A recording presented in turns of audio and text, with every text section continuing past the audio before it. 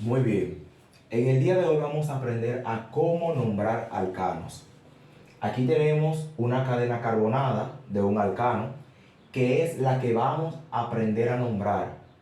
También tenemos varios radicales que son lo que tenemos que nombrar.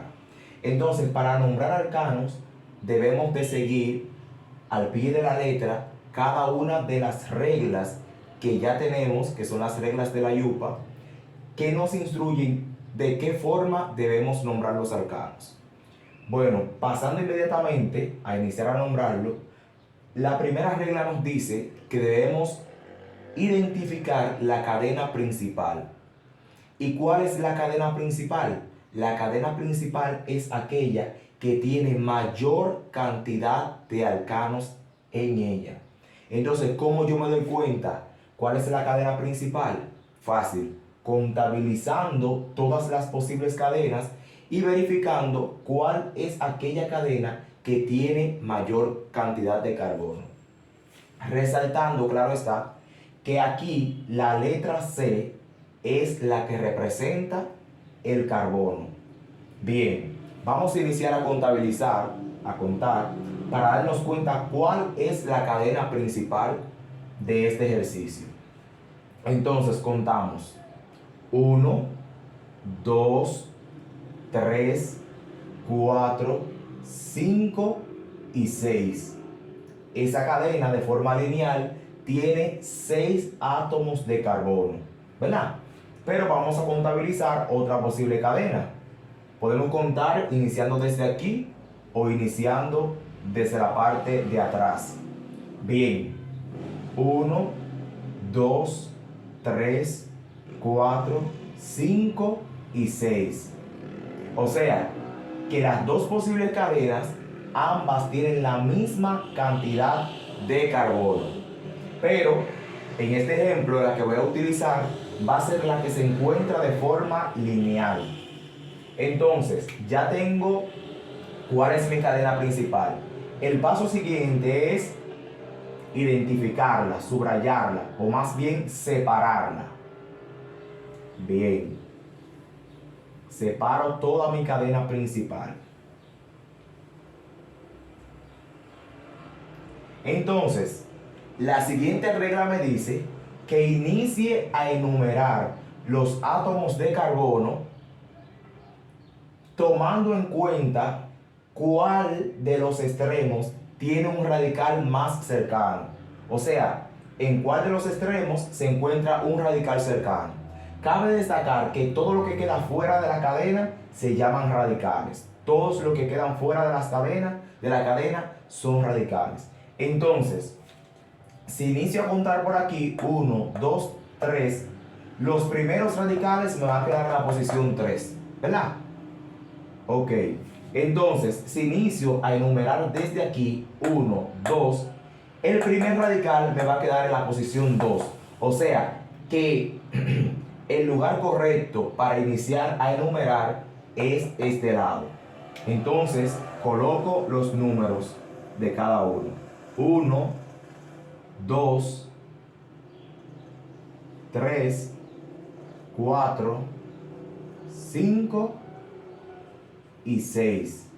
Bien, ya que tengo los carbonos enumerados, ahora debo iniciar a nombrar los radicales que tengo. Bien, algo que yo siempre utilizo para enseñarles es que antes de organizarlo, siempre me gusta identificar los nombres de los radicales. Me gusta identificar los nombres de los radicales. Entonces, verifico cuáles radicales tengo, qué nombre recibe cada uno de esos radicales. Entonces, tengo aquí un radical que, como tiene un solo átomo de carbono, tendrá el nombre de metil. Este es un metil. Y escribo su nombre ahí para tenerlo identificado. Entonces, tengo otro radical. Pero este radical se encuentra de manera ramificada. Y este radical pertenece a uno de los radicales del propano. Pero como se encuentra de forma ramificada, recibe el nombre de isopropil. isopropil. Aquí tengo uno que es igual que este, también es un metil. Y aquí tengo un radical que posee dos átomos de carbono. Este radical es perteneciente al etano y el etano tiene un solo radical que se llama etil.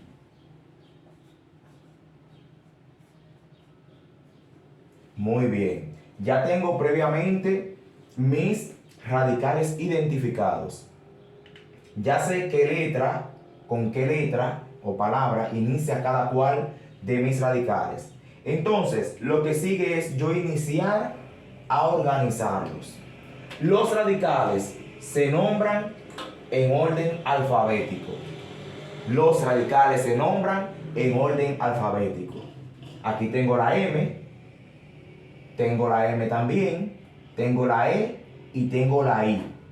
Pero en esta cadena hay una peculiaridad que nuestras reglas nos dan una razón y nos dice que cuando hay dos radicales con el mismo nombre, cuando son dos con el mismo nombre en la misma cadena, a estos se le coloca la partícula di porque son dos, ¿verdad? Y luego se coloca el nombre que le corresponde a estos radicales. Entonces yo voy a señalar aquí que antes de metil yo tengo que colocar di. Entonces, si nos vamos a abecedario, vemos que la D está antes que la E y está antes que la I. Entonces, ¿cómo inicio a organizarlos? Dicen las reglas que los radicales, para nombrar los radicales, primero debemos poner la posición, colocar la posición en donde se encuentran cada uno de esos radicales. ¿Y cuál es la posición? Pues la posición es el número que ocupa cada uno de ellos. Entonces vemos que en la posición 2 hay un metil. Entonces coloco 2, y vemos que en la posición 4 también hay un metil. Entonces coloco 2,4 y como son dos iguales, ¿verdad? Dos iguales, coloco la partícula di y luego coloco el nombre que le corresponde, que es metil. Muy bien, entonces ya tenemos los dos radicales metil, listo. Entonces continuamos nombrando nuestros radicales. De igual forma, continuamos con el alfabeto, con el abecedario, y nos damos cuenta que la E está mucho antes que la I. Entonces, el radical que vamos a trabajar es el radical etil. ¿Cómo nombramos el etil? Fácil. Colocamos su posición, que es la posición número 3, y luego colocamos su nombre. Muy bien. Entonces ya tenemos el radical etil listo. Simplemente nos falta nombrar este radical.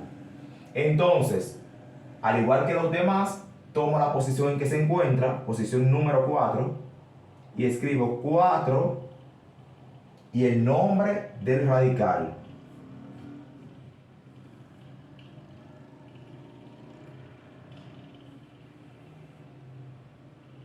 Isopropil. Entonces ahí todos los radicales están nombrados. Tenemos 2,4 dimetil, 3 etil y 4 isopropil. Pero ahora me falta nombrar la cadena. Y cuando una cadena en los alcanos posee 6 átomos de carbono, recibe el nombre de hexano. Hexano, 6 carbonos. Entonces coloco el nombre que lleva la cadena.